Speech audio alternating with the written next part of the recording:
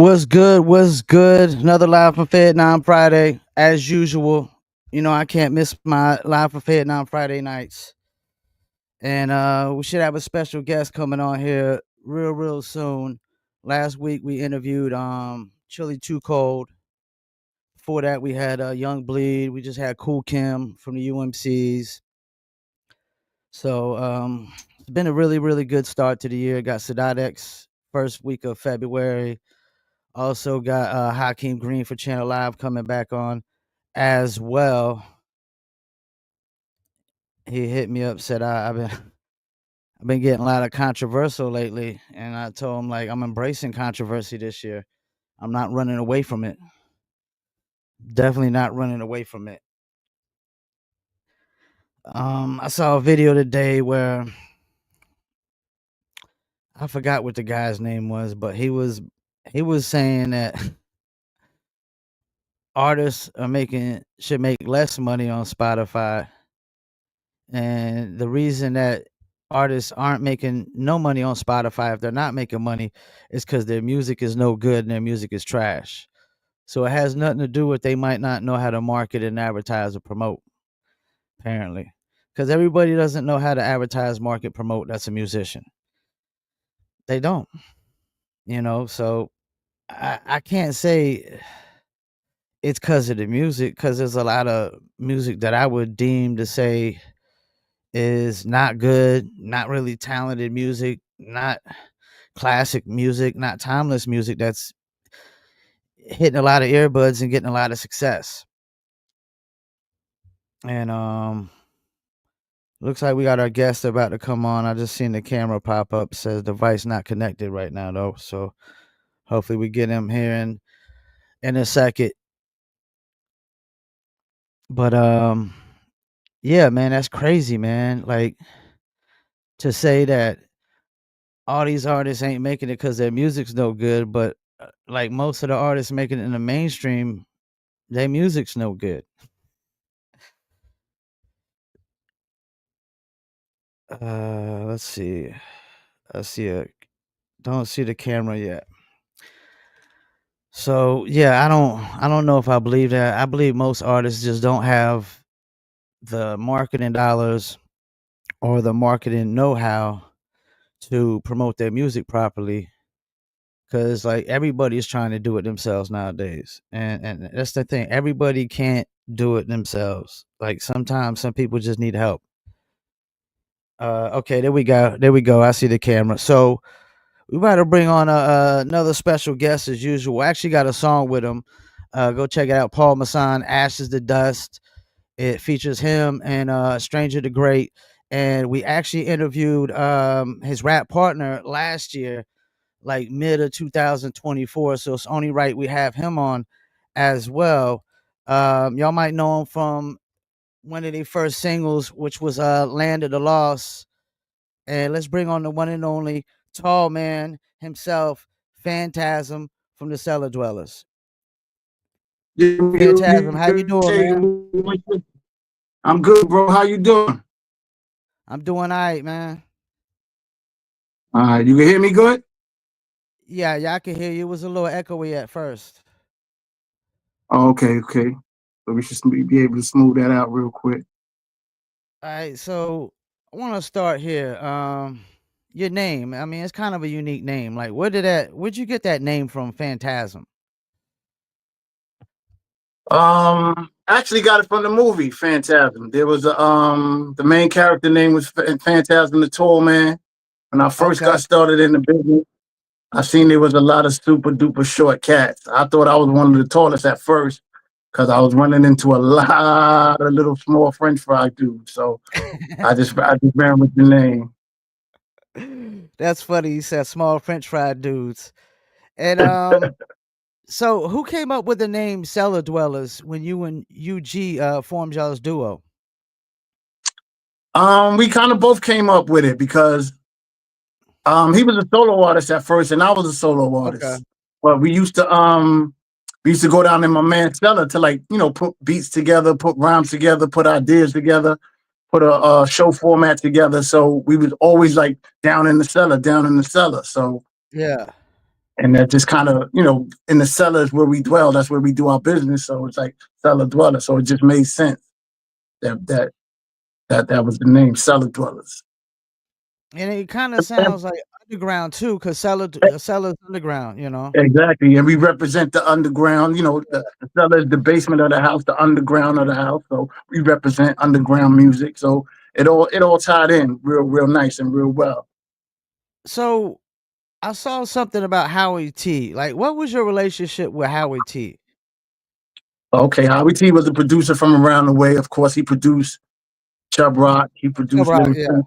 He produced Little Sean. He produced Special Ed. So that was the connection right there, and just seeing him all the time. So after a while, I started seeing Rampage from Flipmode Flipmode. Squad.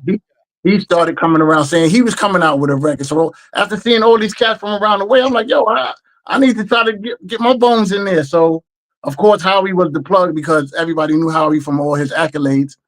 So we was trying to get in with him.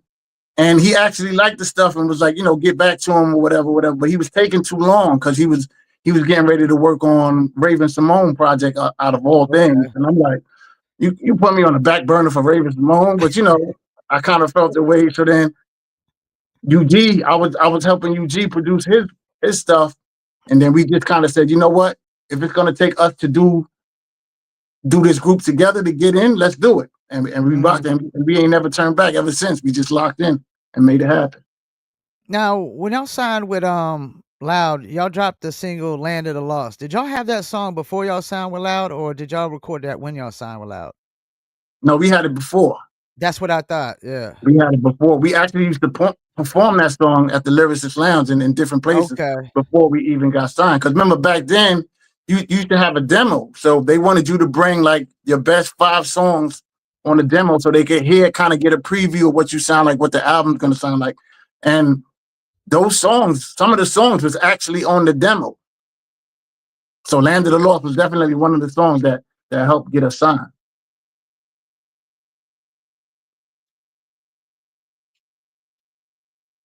Yeah, because it felt like the sound was a little bit different than what was on the rest of the album. Yeah, because the whole purpose of the album, we figured, we called it Realms and Reality. So the reality is we 2 kids from Uh-huh. Brooklyn, you know what I'm saying? So we could talk about the streets, we could talk about the guns, we could talk about pushing packs and all of that. But the realm side, that was the fantasy side. That's what we was trying to bring to the game. The wizardry, the sorcery, the Dungeons and Dragons. That Yeah, was yeah, yeah, our yeah. that's what we were trying to do. So we wanted to do realms and reality. One side was the reality, and then the other side was realms, like songs like Realm 3, Land of the Lost, and things of that nature. Now, I always like to look up, we from the days of the Source magazine, so I like to always check the source and stuff. They gave y'all But 3.5 mics. I almost felt like y'all probably coulda got 4. oh yeah, Did y'all we definitely got jerked. We definitely got jerked. did y'all ever care about that stuff back then though? The Source mic system? Yeah, we definitely did because you know what I'm saying. Everybody wanted their 4 mics or their 5 mics or whatever. We knew we Yeah. wasn't gonna get 5 because that was politics or whatever. A lot of it is politics and who you know. But the whole thing about it is we was 2 kids coming from Brooklyn. We didn't have no features on the album. You know what I'm saying? Just me and my man walking our dogs, doing our 1-2, and so it kind of not that it got brushed under the table, but we wasn't gonna get our just due regardless. So because our Now album was better than a lot of stuff that was out for that time, and no, stuff that got 3.5 or 4 or whatever they got 4.5. So it definitely was, and you said something about features, which kinda was to my next question. Like, whose mhm. decision was it for y'all to have no features on the first album? Was it which y'all's decisions or the labels? it was ours kind of. It was Okay. ours because we wanted to walk our own dogs because we knew we Yeah. was that nice, and what I'm saying, we knew the music spoke for itself. So of course we was on a label now record. So of course Havoc or paid for Raekwon or somebody to jump on the album because those was in house. We was signed with those dudes. You know what I'm Yeah. saying? So, but we said, nah, we gonna do our own numbers. Marvin them is doing their numbers. Wu and them is doing their numbers. Alcoholics is doing their numbers. We gonna do our numbers. Yeah. So Yeah, that was y'all the was on mentality back then. y'all was on a stacked label at that time too.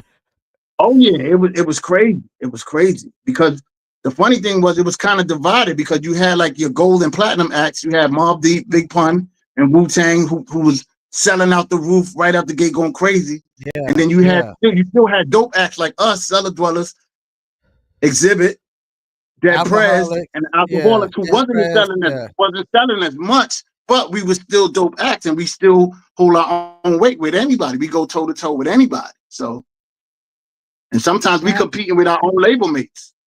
yeah, yeah. I could see that too. Definitely. Yeah. Now, you was on the Master Ace Incorporated album, Sitting on Chrome, on the feature Mm-hmm. track For the Mind.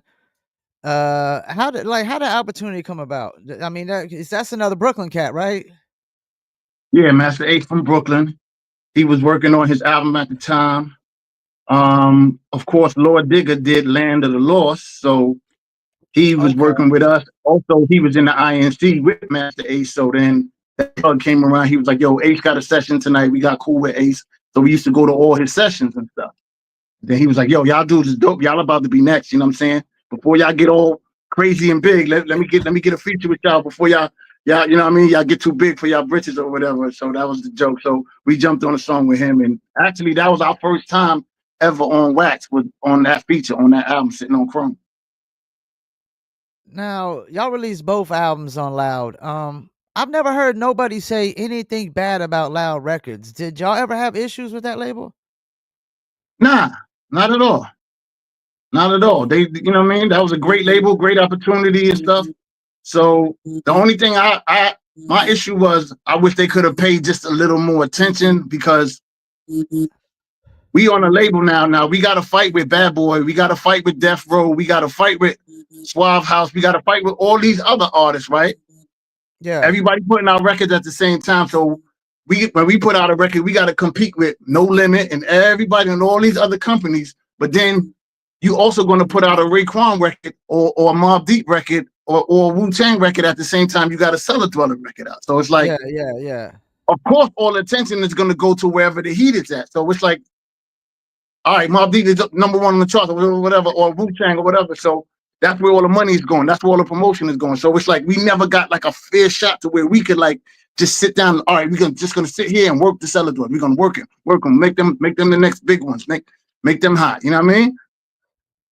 And Ma was definitely getting attention because I mean that Infamous is actually like my favorite album of all Oh time as yeah, far I as mean hip they hop had goes. hit records out the gate, so it's Yeah, no shade or hate there. I'm just yeah. saying I wish we could have got our fair due. You know what I mean? Even like Dead Press, I feel like Dead Press should have been a gold or platinum group. You know what I mean? But the attention wasn't really focused on them like that. Now, when y'all guys changed the name from Cellar Dwellers to Dwellers, was it easy Mm-hmm. to make people understand that y'all was still the same group? Y'all just took part of the name off? Yeah, some people, they questioned it a lot, and the whole thing was people just always used to call us the Dwellers for short. You know what I mean? But yo, they go to Okay. Dwellers right there. Not everybody Yeah. saying they go to Cellar Dwellers. They be like, oh Yeah, shit, the yeah, Dwellers, yeah. Dwellers. So for the second album, we just said, you know what? Let's just throw something different. Just call it the Dwellers or whatever. And that was it. It wasn't really like a name change or nothing like that. It was just Nah, nah, it that's what was they just used y'all to just call took us the when they first came. part off, yeah. That's it. Now, the second album, I almost feel like the second album is better than the first. There's a lot of really good records on there, man, that I could just throw on Dope, repeat. I mean, and dope, you got, dope. a lot more features on there. Different some other producers like Large Pro, Mhm. Ayatollah, Rockwater. Do you feel like Exactly. they put enough promotion into that record? Like it Not at should have all. had maybe Not at I all. didn't think so either. Not at all. Not at all. So I'm gonna tell you the backstory with that. Um, we put out the first album because we knew we could compete with everybody. And then when that didn't go the right way, we said, all right, so now we got to do what everybody else is doing. We got to play the name Yeah. game. We got to get some features on there. We got to get some producers on there. But we still didn't want to like work with, Pharrell or Timberland or something crazy. We still Yeah. wanted to keep it hip hop. So of course, Rockwaller, Ayatollah, you know what I Yeah. mean? Large Pro. So Yeah. we still wanted to stay within our realm, but reach out and do the smart thing because now we got to sell records. It's a business now. now before we get dropped, we need to start actually selling some units. So right when we was doing all the work for it, Steve Rifkin had got a big check because it was Loud RCA at first, but then it Yeah, moved yeah, to Sony. So when he got the big check from Sony, they also swallowed Relativity, which when MOP came and the Beatnuts came and a couple other yeah. acts Okay. came. So now we knew we wasn't going to get the attention because we wasn't getting the attention when it was just us and the mob and Big Pun and them. So now that they became this big conglomerate, we knew we wasn't going to get no attention now. So we was like, you know what? We're going to dead our contract and move over to Raucous because Okay. that was a better fit for us, for our style, the underground and what they was doing with Kweli and Mos Def and everybody. That would be a great layup. So when Steve started hearing about we was in talks with them, he was like, look what I'm gonna do. I know you're not getting the attention that y'all deserve, so I'm gonna start another label called Stimulated. Okay. It's kind of gonna be like Raucous is now. It's gonna be attention span to y'all, and y'all gonna be the Wu-Tang of that. And we was like, okay, that sounds dope. He said, I'm gonna get Dante Ross to head it up. And Dante Ross was over at Elektra. He brought Leaders of the Yeah, New yeah, School. He yeah, brought Brand Nubians. He had a good track record. yeah, So yeah. he was like, you know what? I'm gonna get him to head it up. He knows what he's doing. He know his shit. Da da da da da. And we went for the banana in the tailpipe. You know what I mean? We said, all right, we're gonna stay home. We're gonna stay with the home team. We're gonna do it. We put that dope album together, and it fell on the wayside. You know what I mean? Well, like you get on the album, y'all got another dope duo on there, Coco Brothers, but then you got one that really stands out to me: the Organized Confusion, the Fan to the Oh, Task from the nah, Prince to the you Poe, the U to the G to the Monch exactly, Pharaoh. Like, I exactly. think And they that showed and that they like did. y'all can go with any duo pretty much, right? Of course. And we were showcasing that. Like, yo, Yeah, put us in the room with everybody. We gonna hold our own. I mean, we had the track with Inspector Deck on there, the verbal slaughter. You know what I'm saying? Everybody got busy on that. You know what I mean? And we got organized when they wasn't even together. They wasn't even like seeing eye to eye. They did that for us. Like, yo, y'all niggas is so dope. We got to do this record for y'all. And they came together and did the record. Because that's what, remember, March was doing his own solo thing, and he had that crazy record, the pom pom pom change. So yeah. yeah, that was good look. But they did it for us and they did it for hip hop, real hip hop. Now I saw you had some singles you dropped. Did you ever put out a full solo project? Who, me? Solo? Yeah, you. Yeah, I saw that you had like some Oh, singles you dropped. yeah, I did some singles for some people who wanted me to, do some work. And I was like, Okay. all right, let's work. We can make it work.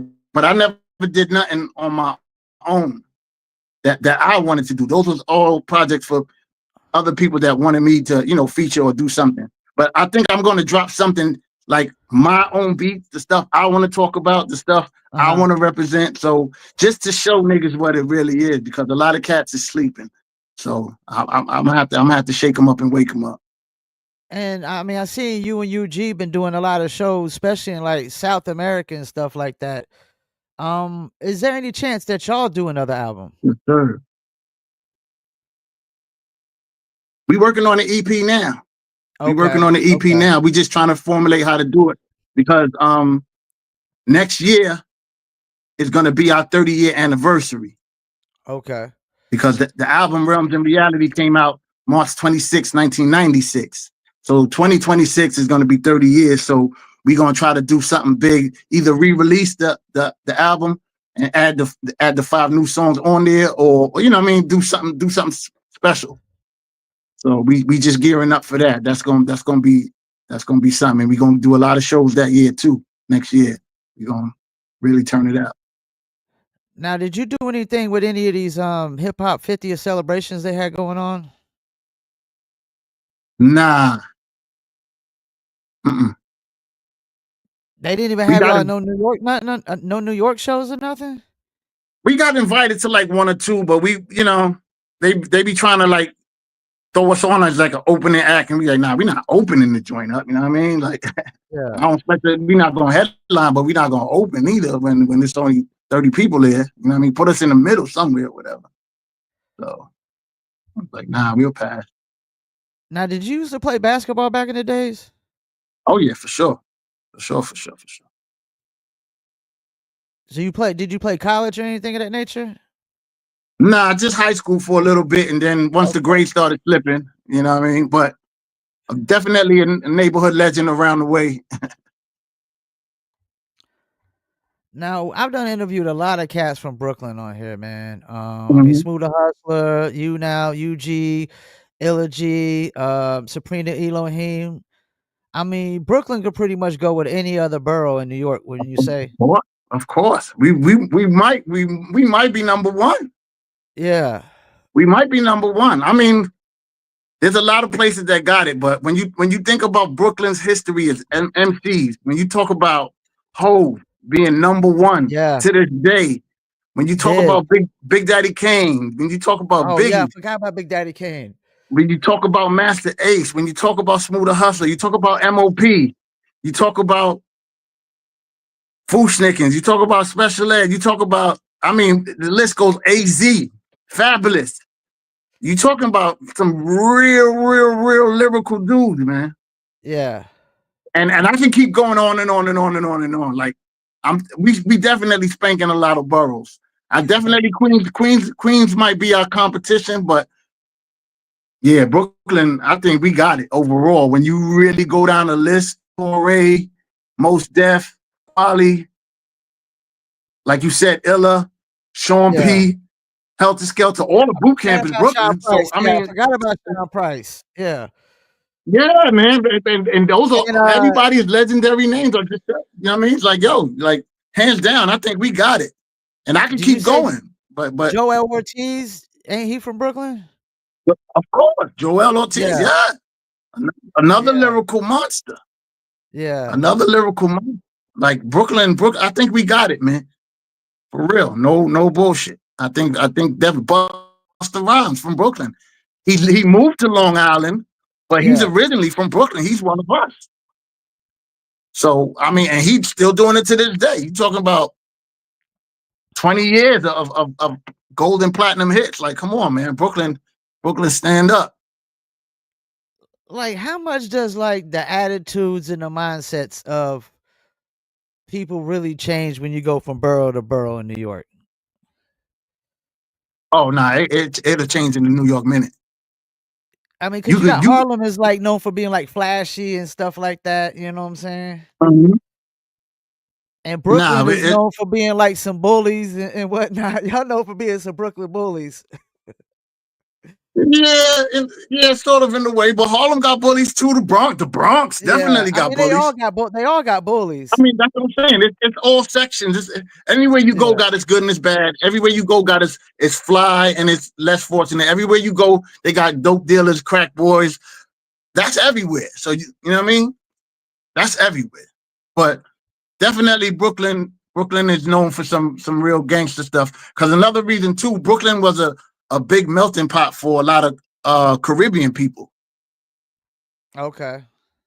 So like a lot of other places, you got a large section is just Americans, but in Brooklyn, we got people from Guyana, you got Guyanese cats, you got Trinidadian cats, you got Jamaican cats, you got Haitian cats, you got Panamanian cats, you got so many different cultures. So now you get the rude boys over here with the American cats. Yo, Yankee boy, move off. Nah, nah, nah. Yo, shut the fuck up. I'll fuck you. So it's always like a lot of, you know what I mean?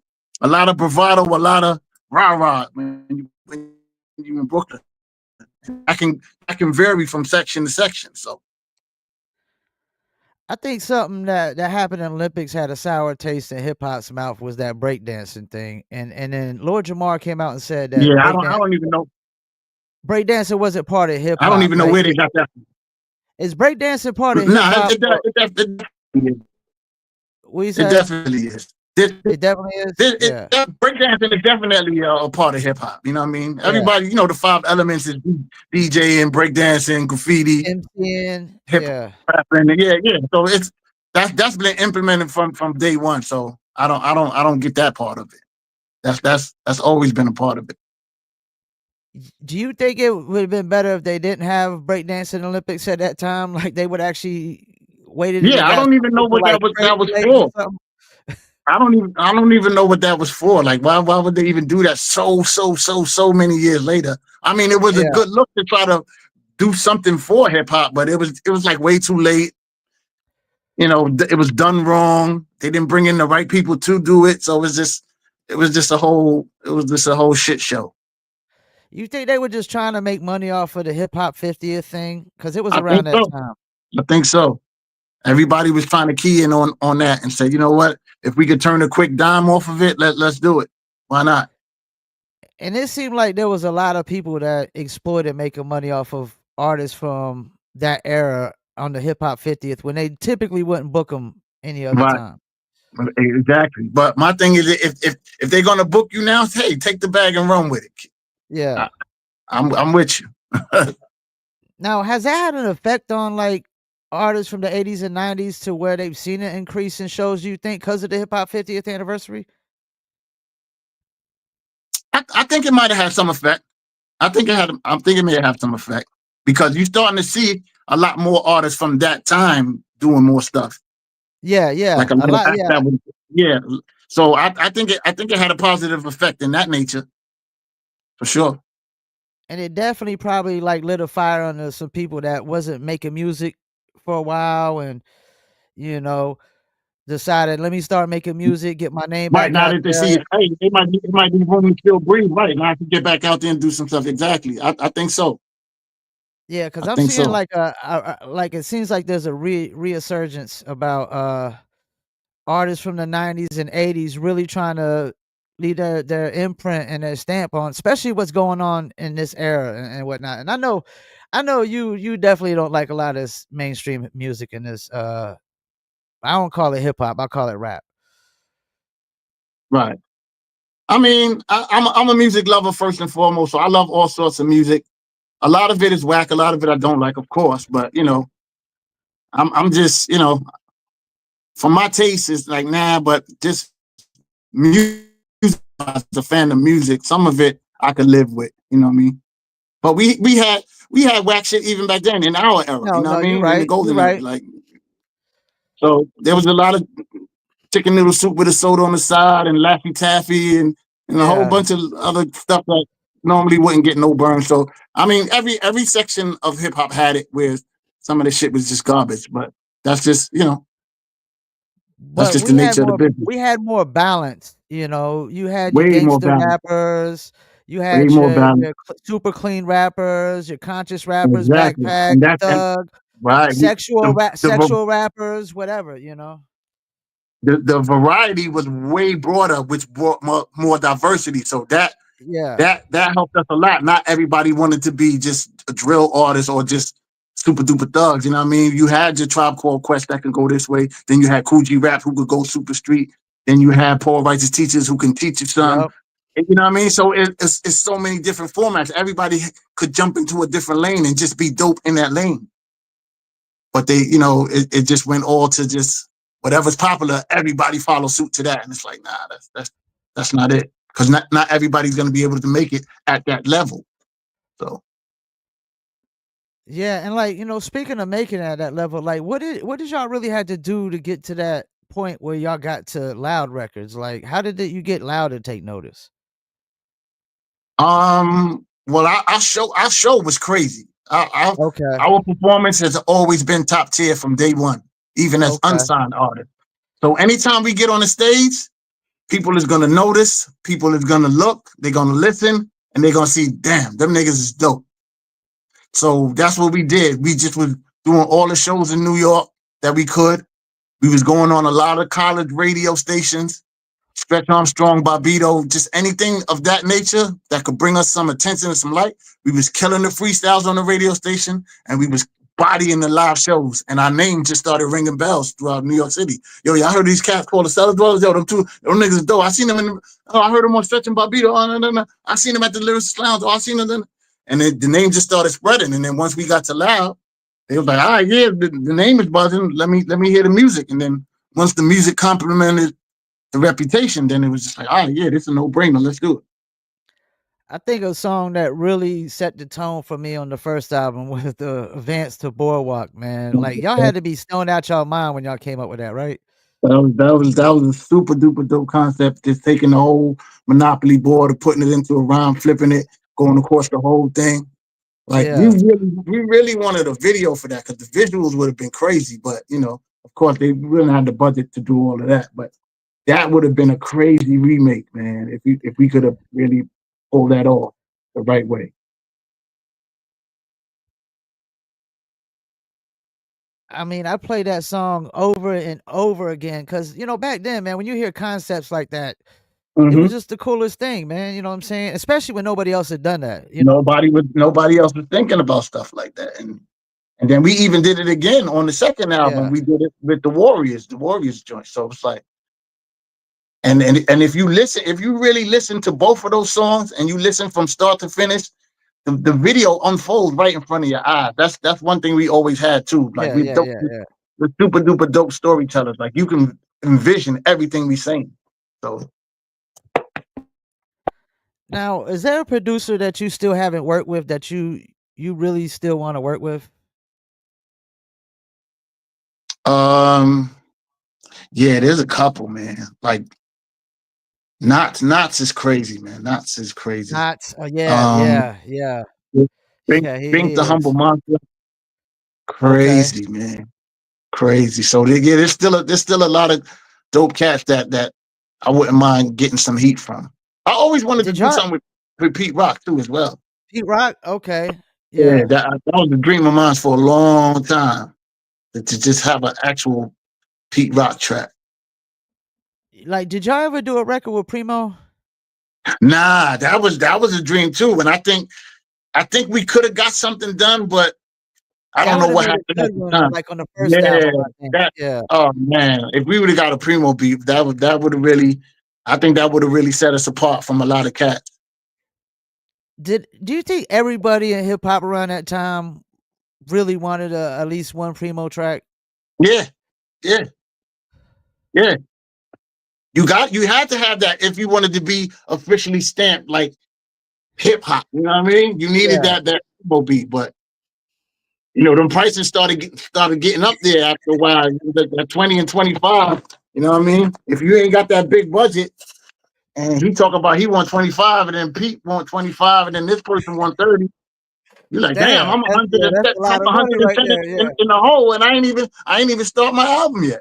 Yeah, I only that's did only three 3 songs. songs. Yeah. Right. You know what I mean? So you got to factor all of that stuff in. And like I said, we were underground group, so we wasn't having the $500,000 budget and the 750. You know what I mean? So we gotta play it smart. Well, I know y'all had what, Megahertz and Nick Wiz on a lot of stuff on the first one. Yeah, definitely. We kept because to be honest, man, Nick Wiz was so dope. Yeah, yeah. We went, man. Believe me, I'm gonna tell you some stuff. We went around and shopped a couple of beats for some other cats, and what they was giving us when Nick came to the table too was like, yo, why would we pay 12.5 for this when we can go see Nick and get just as dope, if Yeah. not better, for cheaper? You know what I mean? It was a no brainer, man. It's like, nah, we gonna stick with what we got. We know what's hot. They just need to do their job and sell it. But we know what we bring it to the table. And I remember I think I first heard Nick Wiz, if I'm not mistaken, it was the Milkbone album? Yeah, he did. He did. I think he did a remix for Milk, and I think he actually produced something on his album too. But yeah, Yeah. Nick, man, He he's had a really definitely good one of the sound. slept on ones. Yo, slept on producer. He's super duper dope. And y'all have always worked with Nick, even on the second Always, album, right? always. Yeah. Anytime we do something musically, we gonna work with Nick at some form or another. Even if it's just him. Even if we decide, like me and UG produce records too or whatever. If we do a beat, we still gonna send it to Nick to mix it and make sure that the EQ and everything is right, or the mastering. Nick is always going to be involved, man. That's family. He's more than just a producer to us. That's family. So what's next for you, man? You ain't got like a book. Everybody got like a book coming out, man. Yeah, I actually thought about that too. I was talking to my man Wordsworth, Okay, yeah. and he got a book out, and a couple cats got a book out. He was like, "Yo, What you could do, he told me something that made a lot of sense. He was like, don't just try to sell your story or tell your life or whatever. He was like, yo, your rhymes are actually the pages in the books. He's like, yo, put some Okay. rhymes in it and explain the bars. Explain how you came up with it, why you did it, and actually spit the bars or whatever, whatever. And I was like, yo, that's kind of dope. So I might try to do something like that. That actually makes a lot of sense. And what we do be saying is actually like, you know what I mean, book worthy. So that might be an idea. And I don't know if you remember, I had you on a song called "Ashes to Dust." Yeah. Yeah, like, and it was me, you, and my man Stranger the Great. So I definitely appreciate that, man. I mean, because I remember you ended up like doing your own hook, and I was like, well, damn, shit, we about to do our own hook now. I was like, I kind of appreciate. I was like, because normally, cats will charge you extra for hooks and stuff like that. You know what I'm Right. saying? I was like, okay, he did his own little hook, so that's how we gonna do this. So like, everybody gonna do their own little version of the hook, and then do they rhyme and Right. whatnot. You know. And shouts Because out to my see, man my whole Ervin thing is just who made the beat. my whole thing is just getting the best quality. You know what I mean? Let's make the song sound as best as it can if we putting it out. So it ain't always about the dollar amount. You know what I mean? It's like, yo, let's put out the best shit we possibly can and let's just make it shit hot. Hell yeah, hell yeah. So you say you got a probably a solo project coming out, and then this the Dwellers got an EP coming out. Is that gonna be under the Dwellers name? It'll probably be Cella Dwellas. It'll probably be Cella Dwellas. We're Okay. gonna be, take it back to the original format. And we definitely gonna put like a 5 or 6 song EP together. I don't know if we're gonna release that by itself or we're gonna package that with the re-release of the 30-year Of anniversary the for the 30 year, album. yeah, yeah, yeah. Yeah, so we might do something like that, but it's definitely in the works. Nick Wiz is gonna be cooking up. UG is definitely cooking up. He stay cooking up some hot beats. And yeah, and I'm still tinkling with the idea of doing my own like 5 or 6 song EP because I just want to show niggas the skills, like the real skills that with me coming up with every beat, thinking about every concept, you know what I mean? Not being asked to do something more. This is the beat, jump on the rhyme on this. I'm gonna show you my A&R skills. I'm gonna show you my ear, the theme, the concept, bar for bar, hook for hook. I want to show you all my work. So that's what I'm on. And you got the exact date of the 30th anniversary? Like the exact date it released? It was March 26, 1990. So that'll be next year, March. Okay. Will be exactly 40 years, March 26th. So Man, I think that'll be dope if we time, re-release that time project flies, yo. and Time add flies. some new songs with some new videos. Yeah, man, So it's y'all, been a long time. yeah. So you're gonna add some new song, like some bonus tracks to it. Yeah, just to try to make it a little bit more reason to pick it up. You know what I mean? Yeah, yeah, yeah, yeah, yeah. No, Yeah. that makes sense. That definitely makes sense. You know what I'm saying? Yeah, because we'll probably do like a special vinyl edition, limited edition, only 250 copies, something like that. You know what I mean? So just to try to add some spice to it, add some bonus songs. We're gonna shoot some videos for that. Spice it up a little bit. Hold on, I lost you there for a second. Okay, you're good. Yeah, well, man, Oh, I can't wait, you good? man. I'll be hitting UG up. I got his number and whatnot, and I got you on Facebook, man. So I'm gonna Yes, definitely sir. try to stay in touch with you. I do the music review, so definitely love to review any kind of music that you have as well. And like before I let you go, though, is any shout outs you want to do? Um, just shout out Nick Wiz, shout out UG. You know what I mean? That's my bro for life. And shout out the home team, Brooklyn, of course. And yeah, man, just check for new music, man. We still putting out hot shit at a quality level. So, and we will be touring, hopefully, in the city near you soon. Hopefully. I'm in the Carolinas, so Oh, okay, okay, okay. Yeah, we got to get back stateside. A lot of people be booking us for the overseas show. We got to do a lot of more local stuff. But you know, if they calling and they paying, we accepting all offers. So that's what we doing. Nah, I mean, y'all was just in Colombia recently. I saw. I was like, damn, Mhm. man, like crazy. Yeah, and we got a couple more spots to do this year. We going Spain, and we got some, I think, Venezuela and Lima, Peru. It's a couple spots that's you know what I mean, tugging on the line. So we gonna see who bite. Is UG part Spanish? No, I am actually. Oh, you are? You are? Okay, because I Yeah, figured yeah, one of y'all were, because y'all getting a lot of shows in South America. I noticed. yeah. But it ain't even really that. It's just they love the music and they appreciate it. And like we went out there a couple of times and they seen the live show and we interact with the people and they keep bringing us back. They like, yo, we brought a lot of acts out here and these guys act like they stars and they walk around. They don't show no love. They don't even sound like they records and we get on stage and we bust our ass and we show love and they keep booking us and bringing us back. So it's like, yo, okay. Do a lot of people in Colombia speak English too? Nah, I mean some do, but See, not a lot. and that's what's But they know the crazy music about though. hip hop. Yeah, that's what's But crazy about it. they Yeah, know the music. They know they be asking for album cuts, stuff that's not even yeah, single, stuff that we yeah, don't even perform ourselves. They asking, yo, can you do yeah, this? Hey, are y'all gonna do such and such? Are y'all gonna? I'm like, yo, that's not even a part of our show. How do you yeah. even know about that record? They know. No, cause I do music promotion for a living. I always be stressing like you can't worry about whether somebody speaks English or not. Sometimes these rappers like I don't want to promote it if they can't understand English. I'm like, dude, you go to shows overseas, they can't speak a lick of English and they still love the music. Who cares? They still love the music. And they gonna bounce with you. They gonna jump with you. When the hook come in, they may not know the actual bars for the verse, but when the hook come in, they know the hook. They gonna sing it. They Yeah. gonna go crazy. They gonna throw water in the crowd. They gonna slam dance. They give it up, man. They give it up. They give it up. Well, I appreciate you taking time out, man.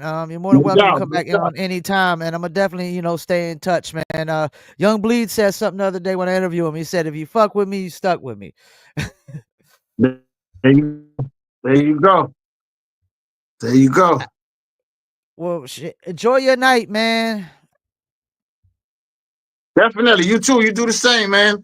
Keep doing what All you're right. doing, man. I seen your interview with Cool Kim UMC. That's my man too. So definitely Yeah, keep doing you appreciate getting it. the artists, you getting the right people who need to be heard from. Cause I tell you what, that dude is a monster, man. Monster. Cool Kim. NY I, Oil. I'm glad you said that. I Monster. felt like I've been really digging in the crates for my interviews and getting just the like you said the right cats Monster. that need to be heard. Yeah. You finding the gems and he's definitely one of them. Definitely. Yeah, appreciate that, man. Yeah. And another thing too, we might be hitting up some dates with Craig G and Oh, Elder Sensei from Artifacts. So oh, we I trying to put a interviewed little him too, Elder Sensei. Yeah, yeah. So we trying to put a little package together because Cella Dwellas and Artifacts, we used to go out together as like two dope duos that go out. But of course, Tane passed, rest in peace, yeah, Tane. yeah. Rest in So peace. but yeah, so now we're gonna do we're gonna slide Craig in there. It's gonna be Ella Sensei and Cella Dwellers. So we trying to put Wow. that European tour together for the summertime. Hopefully we get some dates with that. So be on the lookout for that. Will do, man. Appreciate it, man. All right. All right, enjoy your night, man. No doubt, baby. One love. All right, peace. Peace. Well, wow. Damn. Very interesting story. Shouts out to Johnny Mac from Cincinnati. Shouts out to my man Jones. Sorry I didn't even see you. Stimulated Dummies, he said Dante Ross. And peace. Appreciate you as always, Jones. Yeah, that was interesting, man. Like I called it, I never heard anybody say anything bad about Loud Records. They just seem to always like done right by their artists, man. But I mean, they did have an all-star lineup though. I will say that. You have Wu, you have Mob, Cellar Dwellers, he said MOP and Beatnuts after a while, Dead Prez, Alcoholics, and the list goes on, man. List goes on. And go check out that Cool Kim interview, as you heard from Phantasm. That's definitely a gem, and it was definitely a interesting interview because like he just started talking, man. Like Cool Kim just started talking and just started just going in and just talking about all types of stuff, man. And at the beginning of the interview, he was talking about cats like Charleston White charging for interviews and stuff. And I thought he was gonna he was gonna charge me in the middle of the interview and whatnot. But he dropped a lot of jewels about his journey with the UMCs, and I didn't get all my questions in. I got about half of my questions in, but I felt like I definitely got a new friend in life out of Cool Kim. Really great guy.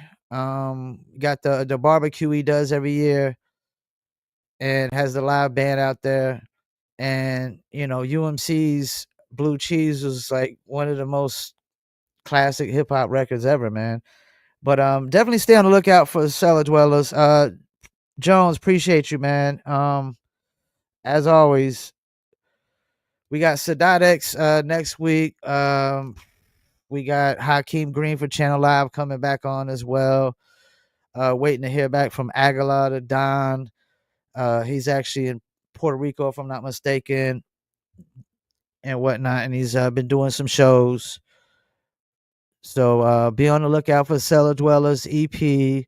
Hopefully Phantasm will drop some music himself as a solo and whatnot. Give us a EP. Might have a book on the way. Who knows? And definitely wish nothing but best to those guys, man. One of the dopest duos in hip hop. I think it shows on the record with them and Organized Confusion, who's definitely one of the dopest duos in hip hop. And then they got Coco Brothers, who also kind of changed their name, but they had to go through name change because of legal issues. They were Smith and Wesson, and they changed to Coco Brothers, and then it back to Smith and Wesson because I guess the gun company was trying to sue them. Shouts out to my man Johnny Doja. Appreciate you as always. Might have him on the show here. And my man Minnesota from Moneyball's Players tuned in. Um, appreciate that as well. Go check out that interview with Minnesota from the Moneyball's Players.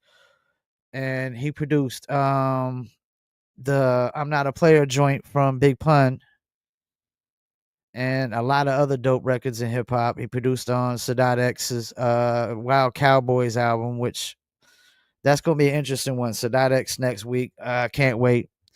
Um yeah, man, I feel like I'm doing good, man. I'm digging in the crates. I'm getting to the right names that need to be heard, that got really interesting stories in the music business and could give their perspective of how things went down for them. Their journey to getting there, to seeing any success and trying to continue that success. But before I go, I want to talk about of course this music industry shit. Where this guy was talking about that most artists ain't making money on Spotify because they don't make good music. I mean, I just think that's kind of bogus. When you listen to what's in the mainstream out there, it's not really great music. Like especially when you get into rap music right now in the mainstream, most of it is it's not what I would call talented artists. It's not what I would call classic records, classic music. It's not what I would call timeless music. Um, I don't think it's gonna last because it all sounds exactly the same. At least in the '90s, you could have 5 producers had the same drum tracks, and they would all use different kind of samples from different kind of songs and records, and something about it would be different. You know what I'm saying? Even with the same drum tracks. But these 808 beats, it's they all use the same drum tracks and the same sounds because ain't nobody really doing a lot of sampling like the way they sampled in the '90s, the way a cat like Premier was sampled. If you go and watch the videos where they show play the original song that Premier sampled from, and then you could hear, then they play the beat where Premier sampled it. Sometimes you can't even tell that Premier sampled that song because he's just such a genius at how he does it. But yeah, I would think for the most part, most artists just don't have a budget, man.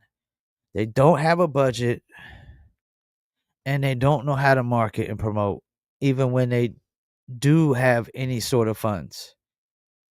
Because they all targeting US ads only, and it sucks up your budget.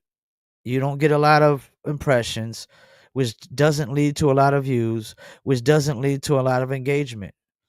But if you advertise in countries like Colombia, Brazil, or just South American countries where they love hip hop as well, you'll get far more people viewing your ad.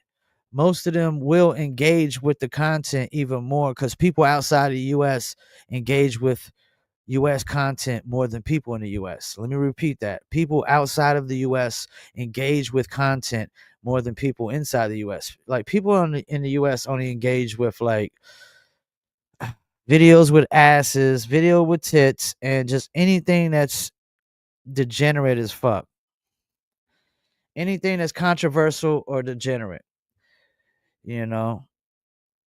But people outside of the US, they will engage. Like if you want a lot of engagement, like you got to advertise in countries like Thailand, Philippines, Brazil, Africa, Estonia, Uganda, just a lot of different countries, man, like that. You know what I'm saying? And you can't sit there and worry about do they speak English or not. As long as they know your music, they like your music, they recite your music, it doesn't matter, man. You heard what Phantasm said, man. They're doing shows in Colombia and Colombians speak Colombian. They don't even most of them don't even speak English, he said. But they know the music and they love the music. And you know, that's the what you do as a musician and artist, you get paid to perform if you can get paid to perform. Shit, I go to Colombia all day, every day if they gonna book me. You know, I'll go anywhere that's gonna book me and pay me to perform. They ain't gotta speak English. I mean, you go over to Germany, a lot of the cats at the shows might just be speaking German. A lot of other countries you go to. You go to these Asian countries, they all don't speak English. Not all of them, even though it is a second language in a lot of countries. But you can't focus on like whether cats speak English or not, man. You just got to promote it to the masses. You got to get enough eyeballs on it where it gets enough engagement and enough people start talking about it. One thing that video did say though is he was talking about word of mouth. It's really about word of mouth. And if you just make good music, he was saying if you just make good music and people hear it, then the word of mouth comes about. I mean, you still got to have a lot of people hear it and have enough people talking about it. And you got to typically have somebody who has influence to make people go and check it out. If like a random Joe Schmo just hears your music and like, yo, go check out that new Paul Masson, you know, well, that's not going to hold as much weight as if somebody like Kai Cenat or Drewski, you know, go and say, hey, go check out the new Paul Masson featuring Phantasm and Stranger the Great, which is now available on Spotify, Apple, Amazon, Deezer, and all the other platforms. So definitely go check that out. Paul Masson and Phantasm from the Cella Dwellas called Ashes to Dust featuring Stranger the Great, who killed the record. Stranger the Great, like, literally murdered the beat. And everybody did their thing, of course, because you know me, man. You never heard no whack shit out of me. That's for sure. Where we at? We about to hit that hour mark. Before we go, I'm gonna go ahead and give you a message from our sponsors, and it's only right that I play the chip food. Tropical drink.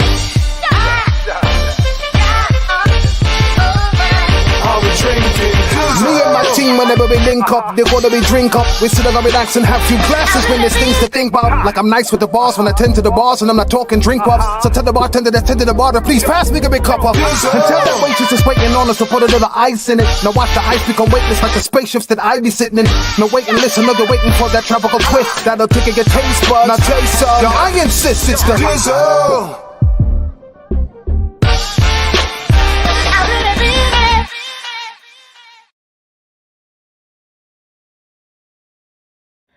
That's right. I really mean it. You can dizzle too. Dizzle is a premium luxury liqueur mixed with agave tequila, cognac, and orange liquor mango mix. Throw your dizzle on ice, and it's nice. Want to get your very own bottle or bottles? Go to dizzlebrand.com. Now available in Georgia, Dizzle brand, and now available in Missouri as well. And I think there's another state that Dizzle is now available in, but you can just go to dizzlebrand.com, go to our locations, click on Emilio's Beverage. That's the one I recommend. It's the cheaper link. Don't forget shipping and handling is included. Shipping and handling is included. Also, they got the hats, t-shirts, hoodies, and more. Dizzlebrand.com. All right, man. Appreciate everybody tuning in. Definitely know what I'm doing is getting to the right people. It felt good to hear Phantasm say that, the Cool Kim interview, like that's a gem right there that I'm really getting to the right people. And I feel like that. I know hip hop. I've listened to almost every album in the 90s at least. Almost every album in the 90s at least. Went back and listened to a lot of albums in the 80s as well. And I just feel like I've been really digging in the crates like no other for my interviews of just getting, people that I grew up listening to, that I respect, that need to be heard, that have a lot to say about this thing we call hip hop. And not even just hip hop, the music business in general, because all these cats who signed with major labels and just dealt with all types of situations. I mean, you heard Young Bleed. I mean, he was going from label to label to label, because, I mean, industry is shady. Industry is shady. Well, appreciate y'all tuning in. We'll be doing music reviews tomorrow. I don't know what time, probably around 4 o'clock. 4 p.m. Eastern time, and I got a bare knuckle interview with Ruben Arroyo Tuesday. That'll be dropping on the Paul Pickett podcast. And go check out my Reddit, Live from Fayettenam, and Paul Pickett podcast on Reddit. I'm killing it. Getting about 250,000 views or more per post right now. So definitely check that out. Appreciate y'all. Peace, and I'm out.